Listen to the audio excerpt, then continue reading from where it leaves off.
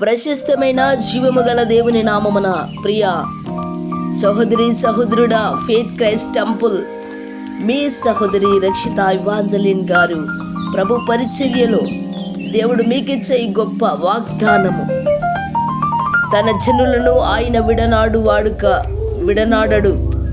తన జనులను ఆయన విడనాడడు. మొదటి సమూయేలు గ్రంథము 12వ అధ్యాయము 22వ వచనము. తన జనులను ఆయన విడనాడడు.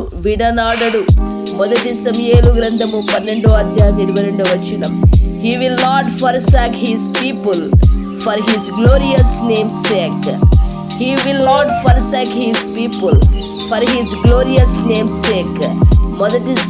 First Samuel chapter 2:12 and verses 22. He will not forsake his people. He won't forsake. He won't leave. He won't forget. దేవుని యొక్క సన్నిధిలో ప్రేమటువంటి వాళ్ళ తన ప్రజలను ఆయన ఎన్నడూ ఎడబాసేవాడు కాదు. ఆయన ప్రియులను ఎన్నడూ ఆయన మరిచిపోయేవాడు కాదు.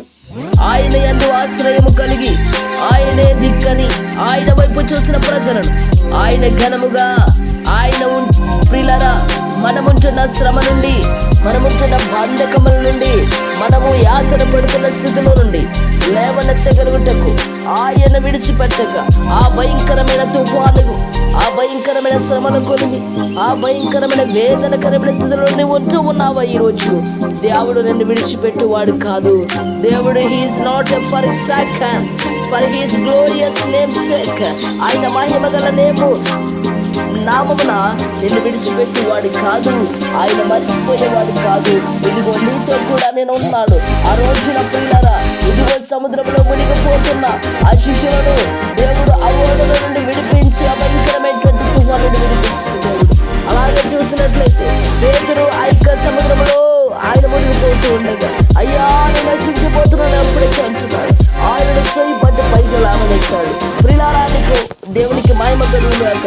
ఈరోజు ప్రభు సన్నిధిలో నీవు అలాంటి శ్రమల గుండా, అలాంటి వేదనకరమైన స్థితుల గుండా వెళ్తున్నావా?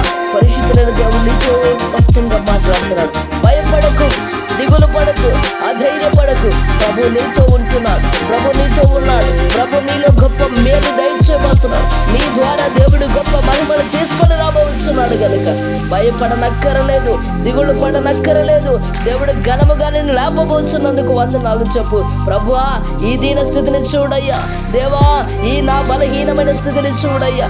దేవా, నా స్థితిని జ్ఞాపకం చేసుకున్నామని ప్రభు కాళ్ళ దగ్గర సాగిలపడడం మొదలు పెట్టండి. ప్రియులరా, ఆయన వైపు చూడండి. ఆయన వైపు చూస్తున్న వారి ముఖములెన్నడూ లజ్జింపలేదు, సిగ్గుపడలేదు గనుక ఈరోజు నీ జీవితంలో ఏ స్థితిలో అయితే నువ్వు ఎదుర్కొంటున్నావు, ఏ పరిస్థితుల గుండా నువ్వు వెళ్తున్నావు, ఏ ప్రమాదాలు నిన్ను చుట్టి ఉన్నాయో, ఏ వ్యాధులు నిన్ను ఆవరించి ఉన్నాయో, ఎలాంటి ఊరులలో నువ్వు చిక్కుకొని ఉన్నావు, ప్రభు వైపు చూడు. దేవునికి మహిమ కలుగును గాక. లోకం వైపు చూడకు, మనుషుల వైపు చూడకు, రాజుల వైపు చూడకు, పరిస్థితుల వైపు చూడకు, ప్రభు వైపు చూడు. ఆయనలో నీలో నుండి గొప్ప కార్యము జరిగించబోతున్న దేవుడు దీవించునుగా.